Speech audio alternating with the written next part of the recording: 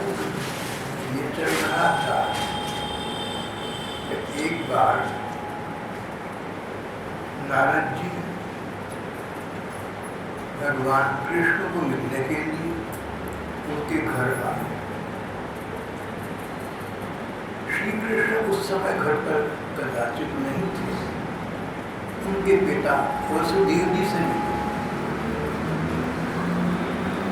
वसुदेव जी ने नारद जी का उचित सम्मान सत्कार किया और उनसे कहा कि देवर्षि, मैं ये जानना चाहता हूँ कि मेरा परम कल्याण हो, मेरा इस प्रकार कल्याण हो जिससे मुझे भगवत प्राप्ति हो जाए, मुझे परलोक में सद्गति प्राप्त हो जाए, संसार में बार बार कोई अटकन भटकन का ग्रास न बनना पड़े। नारद जी हंस पड़े, बोले राजा, ये बड़े आश्चर्य की बात है कि इस समय श्री कृष्ण आपके पुत्र के रूप में अवतार लेकर लीला कर रहे हैं। आपने श्री कृष्ण की सर्व सामर्थ्य शक्ति देखी है। आपने श्री कृष्ण के द्वारा उनके शैशव में बड़े बड़े दैत्यों का वध होते देखा है। बड़े बड़े काम उन्हें ऐसे करते देखा है जो देवता नहीं कर सकते, कोई विश्व ब्रह्मांड में कभी कर नहीं सका। उन्होंने कर दिए, कारण वो साक्षात भगवान थे। और मानव रूप में अवतार लीला तो उनकी लीला है। उनके पिता होकर आप अपनी सद्गति और परम कल्याण के विषय में प्रश्न करें, मेरे विचार से तो ये आपकी नम्रता है, आपका अपने प्रति अमान भाव है। जो भी हो, इस विषय में मैं आपको पूर्व वृत्तांत सुनाता हूँ, इतिहास की पुरानी युग की घटना सुनाता हूँ। ये प्रसंग जो हम इस समय पढ़ रहे हैं भगवान कृष्ण के पिता वसुदेव जी का, तो ये तो भाई बहन जानते ही होंगे कि ये प्रसंग यानी भगवान कृष्ण का अवतार द्वापर युग के अंत में हुआ था, कलयुग के आरंभ से पूर्व हुआ था। लगभग 5,500 वर्ष हो गए। भगवान राम का अवतार त्रेता युग में हुआ था, यानी श्री कृष्ण से लाखों वर्ष पूर्व। नारद जी कहने लगे, मैं आपको त्रेता युग की एक घटना सुना रहा हूँ, पुरानी घटना है। उन दिनों त्रेता युग के समय की बात है। राजा जनक थे, शरीर धर्म से ऊंचे उठ चुके थे, संसार से ऊंचे उठ गए थे। उनका नाम निमि था, पर विदेह कहलाती थी, जनक कहलाते थे। एक बार राजा निमि के पास, एक बार इन राजा जनक के पास 9 योगीश्वर आए। ये 9 योगीश्वर संत थे, जन्म से विरक्त हो गए थे, भगवत चिंतन में संलग्न रहती थी। अनेक प्रकार की सिद्धियाँ, चमत्कारिक शक्तियाँ इन्हें प्राप्त थी, जिनका प्रयोग ये केवल भगवत दिशा की ओर ही करते थे, संसार के लिए या अपने सुख के लिए कभी नहीं करते थे। एक बार ये 9 योगीश्वर अकस्मात राजा जनक के राजा निमि के पास आए और राजा निमि ने उनका स्वागत सत्कार किया और उनसे यही प्रश्न किया जो आपने मुझसे किया है, परम कल्याण का क्या साधन है? परम सुख प्राप्त करने का, नित्य सुख प्राप्त करने का उपाय बताइए। ऐसा सुख जो कभी समाप्त न हो। सुख तो संसार में कहीं कहीं देखने में आती है, अपने जीवन में भी आती है, पर रोग आ जाए तो सुख की प्रतीति समाप्त हो जाती है। कोई विवशता आ जाए, कोई प्राकृतिक प्रकोप हो जाए, कोई आकस्मिक दुर्घटना हो जाए, अपने इष्ट मित्रों में से किसी का अनिष्ट अरिष्ट हो जाए तो सुख धरे के धरे रह जाते हैं, उनका लाभ प्रतीत नहीं होता। स्थायी सुख वो है जिसमें किसी प्रकार की विघ्न, किसी प्रकार की बाधा कभी ना आ सके। नारद जी ने वसुदेव जी से कहा कि यही प्रश्न जो आपने मुझसे किया है, राजा जनक ने उन 9 योगीश्वरों से किया था। उनका उत्तर इतना सुंदर है, इतना समीचीन है, इतना उपयुक्त है कि वही मैं आपको सुना रहा हूँ। यहाँ पर श्री श्रीमद् भागवत के बड़ी बड़ी कथाकार अपनी एक समीक्षा करती है, अपनी राय देती है। ऐसा तो नहीं है कि नारद जी को भगवत तत्व का ज्ञान नहीं था, सीधा वसुदेव जी को उपदेश नहीं दे सकते थे। नारद जी तो ज्ञानी में सर्वश्रेष्ठ है। नारद जी भगवान के मन का अवतार माने गए हैं। उनकी नम्रता है, उनकी विनम्रता है। उन्होंने अपनी ओर से उपदेश नहीं दिया। बोले पूर्व काल में इस प्रकार की स्थिति उत्पन्न हुई थी। राजा ने जो ऋषियों से प्रश्न किया, उसका उत्तर जो उन ऋषियों ने दिया, जो ईश्वर ने दिया, बहुत उचित लगा। मैं आपको वही बता रहा हूँ। भाव ये विचार है,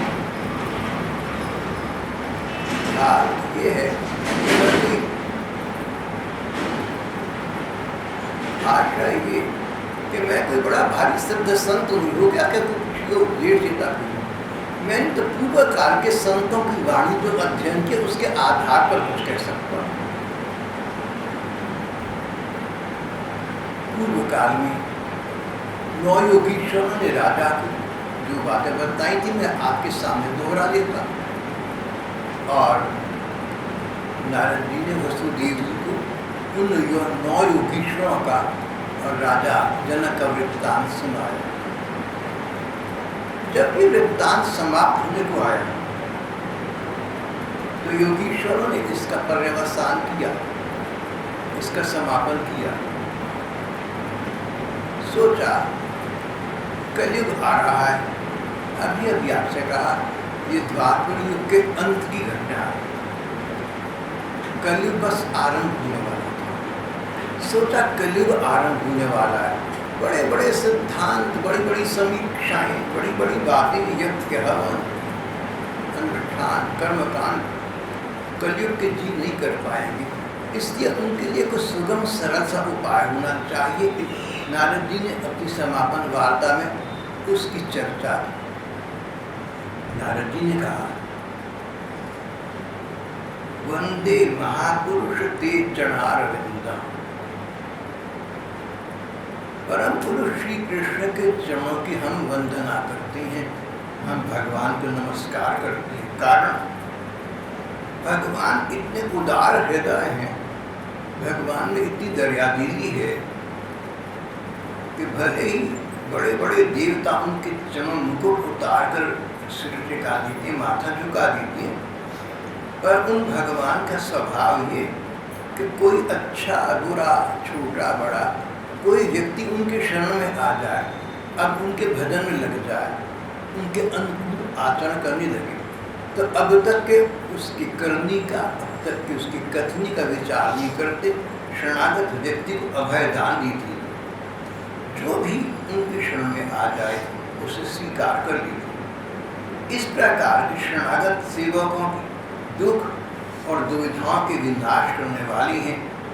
इस जीवन के रहते वे भगवान अपने शरणागत जनों को सहन शक्ति प्रदान कर देते हैं, उनको धैर्य प्रदान कर देते हैं, उनको ऐसी बुद्धि प्रदान करते हैं कि वो संसार के थपेड़ों को सहन कर सके और उनके बावजूद हृदय मंदिर के सुख सागर में अवगाहन करते रह सके। इतना ही नहीं, भगवान ऐसे हैं कि जो शरणागत जन है, इस प्रकार के उनके भक्तजन हैं, अंततः उनकी मृत्यु के बाद उन्हें संसार सागर से पार कर दिया। यही प्रश्न था ना, संसार से कैसे पार हो, संसार की माया मोह से कैसे बची, भगवान को पाने का क्या उपाय था।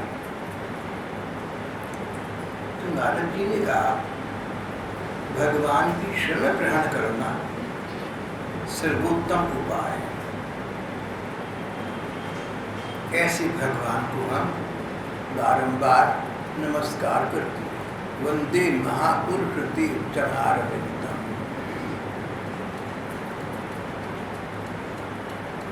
फिर शास्त्रकार कहते हैं कि श्री भगवान शरणागत जनों की रक्षा करते हैं और अंततः उनको परम सुख प्रदान कर देती हैं। पर इस कलयुग में साधारण लोगों के लिए जो उपाय है तरने का, तारने का वो बड़ा सीधा साधा है। कलयुग में यत्र संकीर्तनेन सर्वः साधु विलभ्यते। कलयुग में केवल संकीर्तन से ही सारे स्वार्थ और परमार्थ बन जाते हैं। स्वार्थ संसार के सुख, परमार्थ नित्य सुख की प्राप्ति, सद्गति, परम गति। कलयुग में केवल संकीर्तन से ही सारे स्वार्थ सद जाते हैं, परमार्थ बन जाता है। इसलिए इस कलयुग का गुण जानने वाले सारग्राही श्रेष्ठ पुरुष इस कलयुग की बड़ी प्रशंसा करते हैं। यूँ तो कलयुग बदनाम है, कलयुग बिचारी पर कलंक लगा हुआ है। सत्य को सबसे अच्छा कहा, उसके बाद त्रेता, उसके बाद द्वापर। और कलयुग को तो कलयुग पापों का युग कहा गया, इसकी बहुत बदनामी है। शास्त्रकार कहते हैं कि लेकिन जो लोग सार तत्व को ग्रहण करने वाले हैं, जो बारीकी को समझते हैं, जो विवेकशील लोग हैं, वे लोग कलयुग की निंदा नहीं करते, वे तो कलयुग की प्रशंसा करते हैं। वे लोग तो कलयुग से प्रेम करते हैं। यहाँ तक कि बड़े बड़े देवता, बड़े बड़े अमर ऋषि मुनि मन ही मन ये चाहत रखते हैं कि हमारा जन्म अगला हो तो कलयुग में। कलयुग में ऐसा क्या गुण है जो सत्य युग में नहीं है, त्रेता युग में नहीं, द्वापर में नहीं। सोचने पर आश्चर्य होता है, कलयुग में ऐसा क्या गुण हो सकता है जिसके लिए सारग्राही महात्माओं ने, तत्वदृष्टा महात्माओं ने सत्य, त्रेता और द्वापर की अपेक्षा कलयुग को अधिक अच्छा और सुंदर बताया। इसका कारण है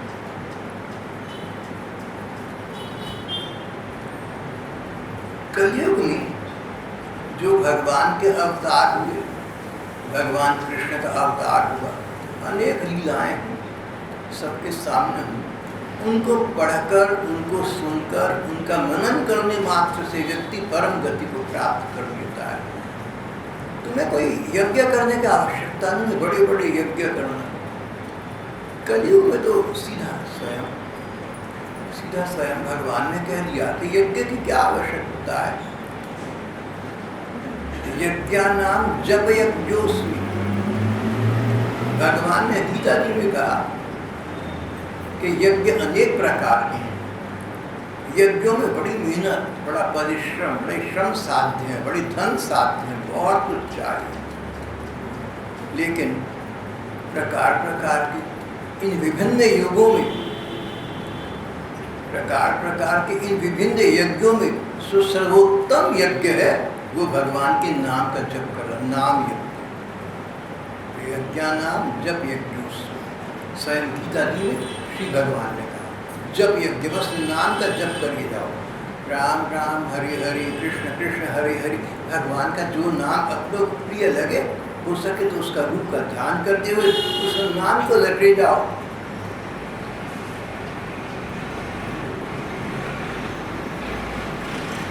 तो तुम इस संसार सागर से पार हो जाओ, इसको तर जाओ। कितना सरल साधन है।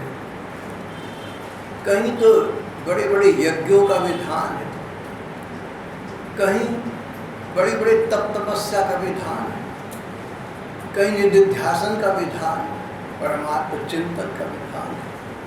और कलयुग में बस नाम जप, नाम कीर्तन, नाम का जप करो, नाम का कीर्तन करो, नाम ही प्रसन्न हो जाएंगे, तुम्हें अपनी प्राप्ति उपलब्ध करा देंगे।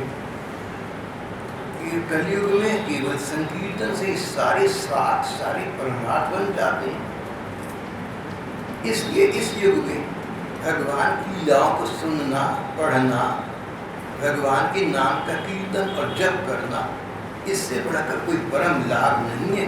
इससे संसार में भटकना मिट जाता है, परम सुख की प्राप्ति हो जाती है, परम शांति का अनुभव हो जाता है। नाम संकीर्तन यस्य सर्व पाप प्रणाशनम। श्रीमद् भागवत लगभग अंतिम श्लोक है। नाम संकीर्तनम यस्य सर्वपाप प्रणाशनम। जिनका केवल नाम का कीर्तन करे जाओ, नाम का जप करे जाओ, सारे पाप नष्ट हो जाते हैं। और जब पाप कर्म नष्ट हो जाते हैं, मनुष्य अपने सहज स्वरूप में, शुद्ध बुद्ध स्वरूप में स्थिर हो जाता है, स्थापित हो जाता है, और कुछ उसे करने की अनिवार्यता नहीं रहती। फिर तो वो अपने परम ब्रह्मानंद को प्राप्त कर लेता है, भगवान के धाम को प्राप्त कर लेता है, सदा सदा बने रहने वाली अमर अक्षय सुख को प्राप्त कर लेता है। उसी की प्राप्ति के लिए नाम के जप का विधान है। कलयुग में कलयुग की विशेषता इसीलिए है कि यहाँ पर यज्ञ तपस्या के स्थान पर बस नाम जप, नाम कीर्तन, भगवान की लीलाओं का पढ़ना, सुनना और उसका मनन करना, मन की आंखों से लीलाओं को मानो सामने घटित हो रही है इस प्रकार देखना। सत्ययुग की प्रजा, त्रेता की प्रजा, द्वापर की प्रजा चाहती है कि हमारा जन्म कलयुग में हो। नारद जी ने कहा, राजन, कलयुग में कहीं कहीं भगवान के शरणागत, उन्हीं के आश्रम में रहने वाले बहुत से भक्त होंगे। हम पुराण पढ़ें, अन्य धर्म ग्रंथों का अवलोकन करें तो भगवान के प्रेमी भक्त उतनी संख्या में नहीं मिलेंगे जितने इस कलयुग में हो चुके हैं। सतयुग, त्रेतायुग और द्वापर युग तो तरसते हैं ऐसे भक्तों के लिए। द्वापर के अंत में गोपिकाएं हूँ जो सर्वश्रेष्ठ प्रेमी भक्त मानी गई, द्वापर के अंत में, कलयुग के आरंभ से कुछ पूर्व। और इस कलयुग में, इस हमारे कालखंड में भगवान के प्रेमी भक्त अनेक हो चुके। किसी के नाम इतिहास में आ गए, किसी के नाम इतिहास में नहीं आए, पर प्रेमी भक्त अधिक संख्या में इस युग में हुए हैं, इतना निश्चित है। और जिस प्रकार वो प्रेमी भक्त भगवान को प्रेम करके भगवान के प्रेम को और स्थायी प्रसन्नता को प्राप्त कर गए, उनके नक्शे कदम पर चलने वाला, उनके पदों का अनुसरण करने वाले कोई भी व्यक्ति आज भी उन भगवान की इस प्रकार परम प्राप्ति कर सकता है। कलयुग का ये गुण है, कलयुग की विशेषता है। इसलिए पिछले तीनों युगों की प्रजा ये चाहती है कि हमारा काश कि हमारा जन्म कलयुग में होता।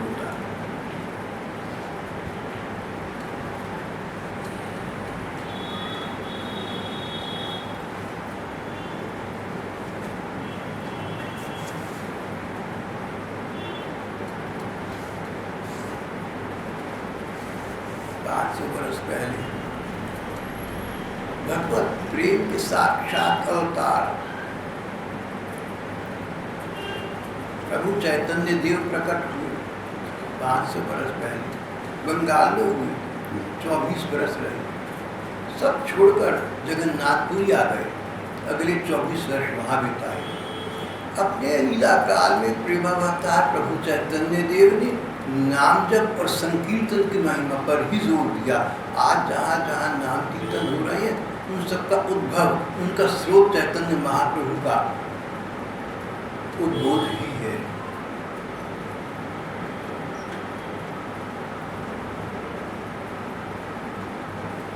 पर व्यक्ति को भगवान की शरण में आना तो चाहिए, भगवान का भरोसा रखना तो चाहिए, भगवान का सत्संग प्राप्ति की कामना तो करनी चाहिए। जो व्यक्ति भगवान की शरण में आ गया वो सबके ऋण से पूर्ण हो जाता है। हमारे धर्म ग्रंथों में लिखा है कि व्यक्ति को ऋषियों के ऋण से पूर्ण होना चाहिए, उनका हम ध्यान प्राप्त करना चाहिए। अपने पुरखों के ऋण से पूर्ण होना चाहिए, हम उन्हीं की किसी पीढ़ी में जन्मे पली। देवताओं के ऋण का भी प्रतिदान करना चाहिए, देवताओं के कारण से हम लोग कई सुखों का विधान करते और पाते। इस प्रकार हमारे धर्म ग्रंथों में कई ऋणों का उपादान, उसका उपाय किसी न किसी प्रकार उन ऋणों का परिशोधन करना है। ये सब कार्यक्रम, ये सब क्रियाकलाप चलते रहते, जीवन बीत जाता है। इन कर्मों को करने का, इन ऋणों का परिशोधन करने का लाभ ये कि अगला जन्म अच्छा मिलता है। बस इतना है। जो व्यक्ति भगवान की शरण में चला जाता है उसे ऋण परिशोधन की चिंता भी नहीं करनी चाहिए। वे सबके ऋण से पूर्ण हो जाता है। वह किसी के अधीन नहीं रहता, किसी का सेवक नहीं रहता, किसी के बंधन में नहीं रहता। सर्वात्मना यः शरणं शरण्यं गतो मुकुन्दं प्रकृत्य करता। सर्वात्मना यः शरणं शरण्यं गतो मुकुन्दं प्रकृत्य करता। जो भगवान के प्रेमी भक्त अपने प्रियतम भगवान का अनन्य भाव से भजन करते, अनन्य भाव, अन्य भाव मन में रह जाए, बस केवल भगवान का स्मरण रह जाए, भजन करता है। उससे पहली बात तो ये है कि कोई कुकर्म नहीं होते। जो लोग भगवान का भजन करते हैं, जो लोग भगवान का स्मरण करते हैं, जो भगवान के प्रति भक्ति भाव रहते हैं, उनके द्वारा दुराचार नहीं होता, उनके द्वारा कदाचार नहीं हो सकता, वो किसी का माल मत्ता हड़प नहीं कर सकते,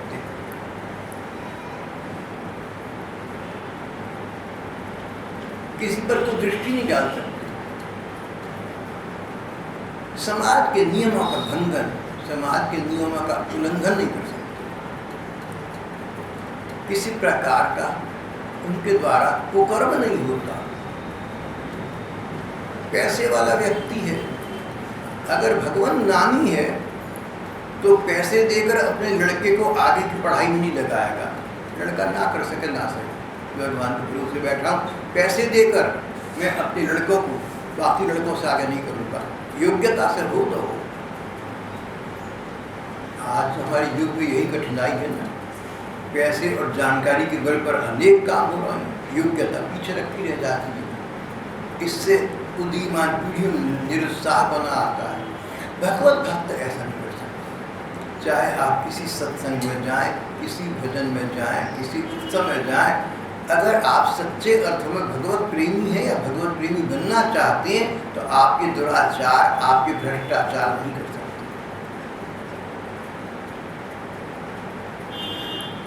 सारे भ्रष्टाचार का उपाय, सारे दुराचार का एकमात्र उपाय चरित्र निर्माण, सच्चरित्रता। सच्चरित्रता भगवत भक्त की पहली अनिवार्यता है। अगर सच्चरित्रता नहीं है, चरित्रवान हम नहीं है, तो भगवान के भक्ति भाव के तो योग्य हैं ही नहीं। उस मार्ग पर हम एक पग भी नहीं रख सकते। आज संसार में बहुत सत्संग हो रहे हैं। मैंने सुना है कि दूरदर्शन की वाहिकाओं पर, टीवी चैनल्स पर बड़े बड़े उत्सवों के कार्यक्रम दिखाते हैं, जगन्नाथ जी की यात्रा दिखाते हैं, जन्माष्टमी दिखाते हैं और पता नहीं क्या क्या बड़े बड़े सत्संग होते हैं। लाखों लोग सत्संगों में आकर बैठी रहती हैं। जैसे जैसे सत्संग बढ़ रही है, जैसे जैसे उत्सव में उत्साह बढ़ रहा है, तैसे तैसे देश में अशांति बढ़ रही है, अत्याचार बढ़ रहे हैं, अन्याय बढ़ रहा है। ये कैसे हो सकता है? दिन और रात इकट्ठे तो नहीं। भगवत धर्म और संसार की बुराई दो बातें साथ साथ नहीं हो सकती।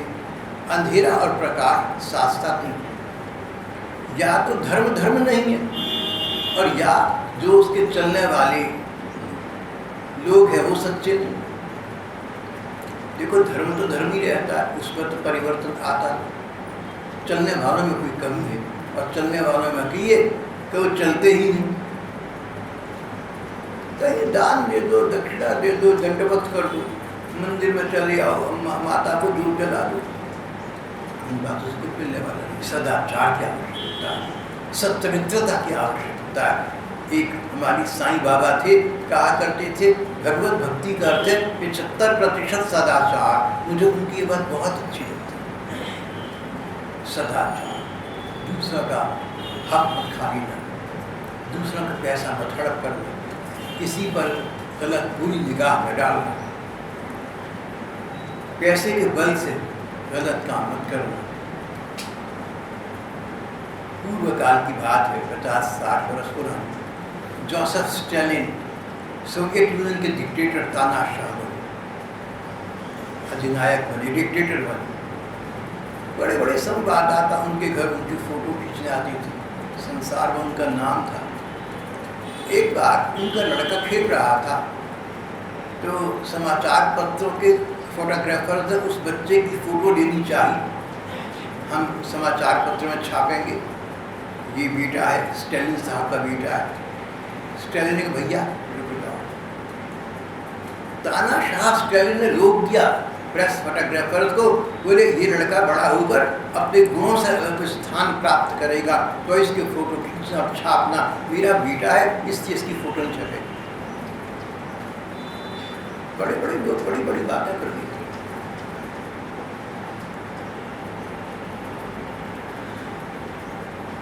तो जो सच्चरित्र व्यक्ति भगवान के शरण में आ गया वो किसी प्रकार का कदाचार, भ्रष्टाचार, रिश्वतखोरी नहीं कर सकता। महात्मा कहते हैं जो भगवान की भक्ति के, जो व्यक्ति भगवान के प्रति भक्ति भाव रखता है, साधना मार्ग पर चलता है, पहली बार उससे बुरे कर्म हो सकते ही नहीं, पाप कर्म होती ही नहीं। और यदि कभी किसी प्रकार हो ही जाए तो भगवान उसके हृदय में विराजमान होकर उनको धो बहा देती हैं, उसके हृदय को शुद्ध कर देती हैं, उसके हृदय को निर्मल बना देती हैं। निर्मल जन मन सो वही पावा, मोह कपट छल छिद्र न भावा। इस प्रकार की स्थिति स्वयं श्री भगवान अपने शरणागत जनों के लिए उत्पन्न कर देती हैं। उनकी शरण लेनी चाहिए। हमारे रक्षक, हमारी संरक्षक, हमारे अभिभावक वे ठाकुर स्वयं बन जाएंगे। नारद जी ने वसुदेव जी के वृत्तांत सुनाया। 9 योगीश्वरों ने राजा जनक को ये उपदेश दिया था। नारद जी ने ये दोहराया।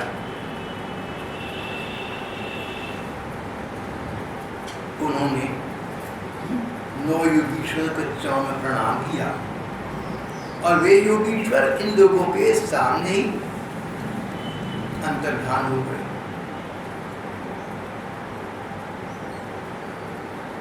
चले गए अपने धाम की ओर चले गए। नारद जी ने कहा वसुदेव जी, योगीश्वरों ने राजा निमि को, राजा जनक को मार्ग दिखाया। राजा निमि केवल सुनकर प्रसन्न होकर प्रणाम करके बात समाप्त करने वाले नहीं थे। उन्होंने योगीश्वरों के संवाद का एक एक शब्द, एक एक अक्षर संजो लिया और उसको जीवन में पूरा पूरा उतारा। परिणाम ये कि सचमुच राजा निमि परम गति को प्राप्त हो गए, परम सुख को प्राप्त हो गए। नारद जी ने कहा वसुदेव जी, यदि आप भी श्रद्धा के साथ इनका आचरण करोगे तो भगवान का परम पद प्राप्त कर दोगे। यूँ तो आपके हृदय से सारा जगत भरपूर हो रहा है। सर्वशक्तिमान परमात्मा श्री कृष्ण तुम्हारे पुत्र के रूप में अवतीर्ण हुए। तुम लोगों ने श्री कृष्ण के अवतारी माता पिता ने, तुम लोगों ने श्री कृष्ण के दर्शन किए, उनको गले लगा लिया, हृदय लगा लिया, पूरा पूरा समय उनके साथ वार्तालाप में बिताया। वात्सल्य में तुमने उन्हें सोना सुलाना सिखाया, बैठना बिठाना सिखाया, उनका खिलाया, खिलौनों से खिलाया। श्री साक्षात भगवान बालक रूप में तुम्हारे यहाँ प्रकट हुए, तुमने उनको वही लाड़ प्यार दिया जो साधारण माता पिता अपने बच्चों को दिया करते। ये साक्षात श्री कृष्ण है तो साक्षात भगवान ही, तो जानकर या अनजाने में तुमने जो प्यार किया वो भगवान से प्राप्त किया। तुम्हारी सदगति में क्या संदेह हो सकता है? तुम तो पार हो गए, तुम्हारी तो 21 पीढ़ियाँ अगली पिछली पार हो जाएंगी। वसुदेव जी आपको क्या चिंता है? देखिए, कई दुष्ट दुर्जन थे, कई दैत्य थे, कई राक्षस थे जिन्होंने श्री कृष्ण के साथ वैर साधा, शत्रुता साधी। जैसे कंस, पता लगा कि ये बालक की हत्या कर सकता है तो कितना उत्पात हुआ।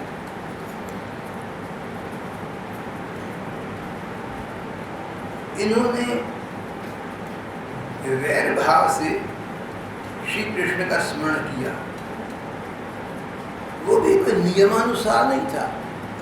साधना जगत में नियम पालन की अनिवार्यता, बड़ी आवश्यकता है। इन्होंने कोई नियम तो किया नहीं, तो बैरी थे, दुश्मन थे, शत्रु थे, इसलिए उठते बैठते हर समय श्री कृष्ण के प्रति शत्रुता का चिंतन करते रहती थी, उनको मारने का उपाय सोचती रहती थी, उनका बुरा करने का सोचती रहती थी। फिर भी उनकी चित्तवृत्ति श्री कृष्ण में तदाकार हो गई। अब इन्होंने जो बैर बांधा, इन्होंने जो शत्रुता करी, जिनका चिंतन इस दृष्टि से किया, वे श्री कृष्ण थे तो साक्षात भगवान। इसलिए इनको भगवान के साथ संयोग होने का सुख प्राप्त हो गया, बेनिफिट प्राप्त हो गया, ये इनका उद्धार हो गया, इनकी सद्गति हो गई, ये स्थायी सुख को प्राप्त हो गए। जब भगवान के शत्रुओं और वैरियों की ये स्थिति है कि बैर करके सद्गति को प्राप्त कर दे, परम सुख को प्राप्त कर दे, ध्यायन्त आकृत धिय शयदा सदा दौ। तो फिर जो लोग प्रेम भाव से श्री कृष्ण का चिंतन करते हैं, उन्हें श्री कृष्ण की प्राप्ति होने में क्या संदेह है, उनकी तो सद्गति, उनकी तो परम गति होगी ही। जिन्हें श्री कृष्ण का बैर से चिंतन करके लोग परम गति को प्राप्त कर लेते हैं, उन्हें श्री कृष्ण का प्रेम से चिंतन करने पर कौन उनके नित्य प्राप्ति को उपलब्ध नहीं करेगा। वसुदेव जी, तुम श्री कृष्ण को केवल अपना पुत्र ही नहीं समझो, ये साक्षात भगवान है। लीला के लिए मानव रूप प्रकट करके अपना ऐश्वर्य छिपाकर लीला कर रहा है।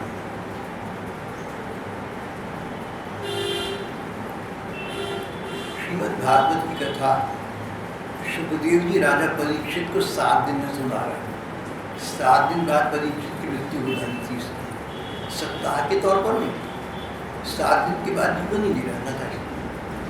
सुखदेव जी ने राजा परीक्षित को भागवत की कथाएं सुनाई हैं और लगभग अंत में उन्हें ये बताया कि जब भगवान कृष्ण अपने धाम को पधारने वाले थे, उससे पहले नारद जी वसुदेव जी से मिले। वसुदेव जी ने परम कल्याण का साधन पूछा, नारद जी ने वो बताया। नारद जी के मुख से ये सब सुनकर परम भाग्यवान वसुदेव जी, परम भाग्यवती देवकी को बड़ा विस्मय हुआ। अरे हम तो सचमुच प्रायः इस प्रकार के साम्राज्य में अवगाहन न कर सके, हम तो यही सोचते रहे, हमें तो भूला रहता था कि कृष्ण परमात्मा है। हमने उनका ऐश्वर्य देखा, परम ऐश्वर्य देखा, इनके द्वारा बड़े बड़े ऐसे दानव दैत्य जिनसे देवता डरते थे, उनका संहार करते देखा, लेकिन हम भूल जाती थी कि ये कृष्ण साक्षात भगवान। अब नारद जी सुनकर इन्हें मालूम घोष आ गए, मानो ये संज्ञा को प्राप्त हुई। जो उनका अभी तक माया मोह कुछ अवशिष्ट था, वह तत्काल समाप्त हो गया। जब नारद जी वसुदेव जी को उपदेश करके चले गए, तब ब्रह्मा जी, शिव जी, देवराज इंद्र इत्यादि सभी देवता और बड़े बड़े ऋषि मुनि श्री कृष्ण के पास उनका इस अवतारी काल में अंतिम दर्शन करने के लिए आए। इस समय तो दूर बची हुई थी ना, जिसके हाथ में लगे कर लो भैया। श्री कृष्ण साक्षात भगवान कृष्ण रूप में अवतार लेकर लीला कर रहे हैं। जब ये लीला करके अपने धाम को चले जाएंगे, इनके धाम को पहुंचना ही मुश्किल होगा। भगवान की इस प्रकार की रस प्राप्ति सबके लिए संभव नहीं है। ऋषिमुनि तब तपस्या करते, बड़े बड़े योग और प्राणायाम की साधना करते हैं, बड़े बड़े तब तपस्या करते हैं, पर श्री कृष्ण की झलक नहीं प्राप्त होती। आज वो श्री कृष्ण सबको साक्षात सामने को दर्शन दे रहे हैं। ओपन दरबार, खुले दर्शन, जो चाहो आके करो। नदी बह रही है, जो चाहो इसमें हाथ धो। ये स्थिति है। जब देवताओं को ये भनक मिली कि भगवान अपनी लीला का स्मरण करना चाहती हैं, ऋषि मुनियों को पता लगा श्री कृष्ण का इस साक्षात सुंदर स्वरूप में दर्शन करने के लिए वे लोग श्री भगवान के पास आई। उन लोगों के आगमन का उद्देश्य साक्षात भगवान मनुष्य का सा वेश धारण किए हुए और सबसे सुंदर वेश इस अवतार में धारण किया। कृष्ण वेश में श्री कृष्ण का सौंदर्य, माधुर्य और लावण्य अप्रतिम था, और त्रिवेणी के स्तर पर अवगाहन करने वाला व्यक्ति सदा के लिए उसमें खो जाया करता था। श्री कृष्ण की सुंदरता को देखकर पशु पक्षी मोहित हो जाते थे, जड़ पदार्थ चेतन हो जाती थे, चेतन पदार्थ जड़ हो जाते थे। इस प्रकार श्याम सुंदर विग्रह से सभी लोगों का मन अपनी ओर आकृष्ट कर लेने वाली भगवान कृष्ण का दर्शन करने के लिए ये योगी, ऋषि, मुनि और देवता आए थे।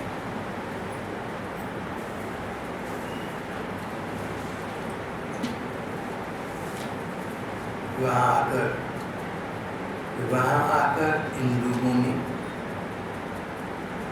कृष्ण अद्भुत दर्शन, श्री कृष्ण की श्री विग्रह के अद्भुत दर्शन प्राप्त किए। कृष्ण अद्भुत दर्शन, अद्भुत दर्शन प्राप्त किए, जैसे दर्शन सहज संभव नहीं है। सतयुग में नहीं होते, त्रेता में नहीं होते, द्वापर के अंत में होंगे, और कलयुग में उन लोगों को कहीं कहीं कदापि होंगे जो श्री कृष्ण के ठीक प्रकार से पूजा उपासना कर सके। देवताओं ने, ऋषि मुनियों ने द्वारका आकर भगवान कृष्ण के अंतिम दर्शन किए। उनके रूप की मधुरता, ये देवता ऋषि मुनि अपलक देखते रह गए, पलक न झपक सके, लगातार बहुत देर तक उनको देखते ही रहे। फिर उन्होंने स्वर्ग आदि से दिव्य फूल लाए थे, प्रसन्नता से भरकर भगवान पर इतने फूलों की वर्षा की, श्री कृष्ण उन फूलों से ढक गए। फिर देवताओं ने भगवान की स्तुति, देवताओं के बाद ब्रह्मा जी की बारी आई। ब्रह्मा जी और शिव जी ने अब भगवान कृष्ण की अंतिम स्तुति की। उन्होंने कहा, भगवान आपने हमारी प्रार्थना पर मानव रूप में अवतार लिया। 125 वर्ष पहले पृथ्वी पर पाप बहुत बढ़ गए थे, धर्म की हानि हो गई थी, अधर्म बढ़ गया था। हम देवता लोग, हमने आपसे प्रार्थना की थी कि आप स्वयं इसका निदान करें, स्वयं इसका हल करें। तब आपने कहा था, ठीक है, मैं तुम सब पुरुषों के संरक्षण के लिए स्वयं मानव रूप में अवतार लूँगा। 125 वर्ष पुरानी ये बात हो गई। आपने हमें आश्वासन दिया, आपने हमें सांत्वना दी, और आप इस श्री कृष्ण रूप में साक्षात भगवान प्रकट हुए। आपकी लीला को प्रकट हुए 125 वर्ष अब हो गए। अब तक अपने 125 वर्षों में, अपने लीला काल में भगवान आप ऐसी लीलाएं कर चुके जिनको सुनने में, पढ़ने में सत्पुरुष का मन लगेगा, बड़ी आकर्षक है। पढ़ने में आकर्षक, सुनने में आकर्षक, और फिर अगर उनका अनुशीलन करें, अगर उनका मनन करें, मन की आंखों से उनका चिंतन करें, तो आपके रूप माधुर्य में, आपके नाम जप इत्यादि में करने वाली रुचि बढ़ती जाएगी। जैसे जैसे आपके नाम में, आपके कीर्तन में, आपके ध्यान में, आपकी लीला में रुचि बढ़ेगी, तैसे तैसे व्यक्ति संसार सागर से पार होता जाएगा और आपके चरणों के समीप होता जाएगा।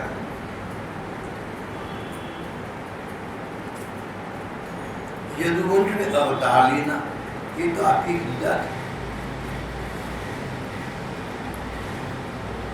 प्रभु, इस कलयुग में जो साधु स्वभाव लोग आपकी लीलाओं का श्रवण करेंगे, कीर्तन करेंगे, वे सुगमता से इस ज्ञान अंधकार से पार हो जाएंगे। यानी ते चरितानीश मनुष्य साधु है कलम।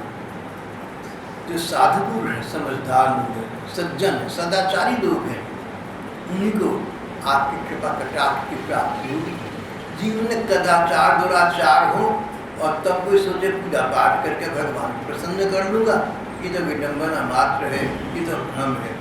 इसी का भ्रम का परिणाम आज हमारे देश और दुनिया के सामने, सबके सामने आ रहा है। कितनी अशांति, कितने क्लेश के कारण बढ़ गए। देवताओं ने कहा, ब्रह्मा जी शिव जी ने कहा, सर्वशक्तिमान प्रभु आपको अवतार लिए 125 वर्ष बीत गए हैं, अब हम लोग का ऐसा कोई काम बाकी नहीं है जिसे पूरा करने के लिए आपके लिए यहाँ संसार में रहने की आवश्यकता है।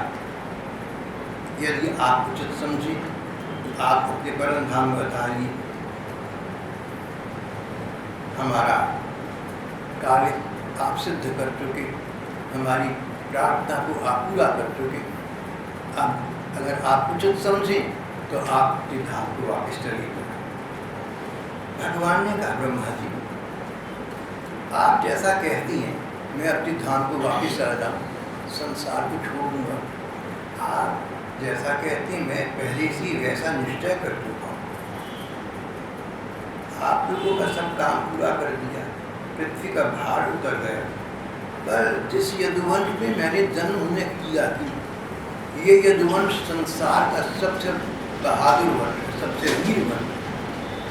इनके पास पूरी सत्ता प्राप्त है। मेरे जाने के बाद अगर मैं अपने धाम को चला गया तो मेरे पीछे लोग सत्ता के मद से ग्रस्त हो जाएंगे। Power corrupts man and absolute power absolute. ये लोग सत्ताग्रस्त हो जाएंगे, सत्ता मस्त हो जाएंगे और सत्ता का दुरुपयोग करेंगे। एक बार फिर कलयुग आ जाएगा। इसलिए मैं चाहता हूँ कि ये यदुवंशी मेरे देखते देखते अपने अपने स्थानों को वापस चले जाए। इसका मैं उपाय कर चुका हूँ। मैंने ऋषियों से इनको ऐसा श्राप दिलवाया है कि इसी जन्म में शीघ्र ही ये सब आपस में लड़ झगड़ कर समाप्त हो जाएंगे। ये सब एक लीला है, एक नाटक है, इसलिए कि सत्ता का दुरुपयोग न हो। ये कार्य करने पर मैं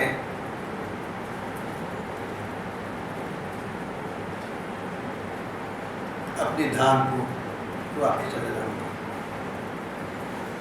इत्युक्तो लोकनाथेन स्वयं प्रणिपत्य च सह देवगणैर्देव स्वधाम समपत्यत।